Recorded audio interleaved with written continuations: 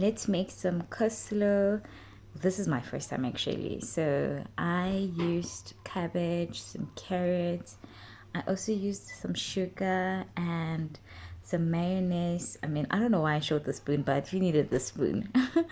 And I then decided to just cut up or at least peel my carrots. You can just tell, even me doing this voiceover shows I'm not much of a good cook. So I then proceeded to grate. I was so happy here to show you guys my carrots after they've been grated. So I peeled my carrots and then I also grated them and placed them in the container I was going to be using.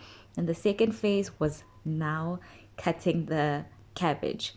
So I was a bit confused with how to cut it here. Now here I thought it was going well.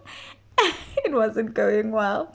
So I started grating and hoping it was going to be small, but it I don't know what was going on. And I proceeded to grate, but nothing was happening, just getting like small fragments, right? And so I continued and continued to grate using a different side of the grater, still same results, and figured that wasn't working and decided, okay, maybe I need to slice it up in smaller slices, and that's when it kind of worked.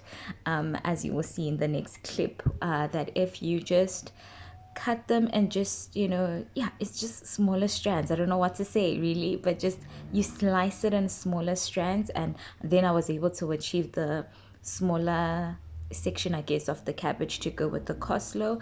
I added some sugar, and to my tasting, it, the sugar was not, at least the recipe that I'm following uses sugar for coleslaw, so that's why I use some coleslaw. I use some sugar. I also use some salt, just a tiny bit, teaspoon of salt, just to give it a hey. And then I put lots of mayonnaise. I was generous with mayonnaise, and I don't know. Do you guys also get like cringy if if you open your mayonnaise and it has like residue of something that you used it for before, so like you feel like you have to use a clean spoon? I don't know, but I hope you enjoyed this vlog.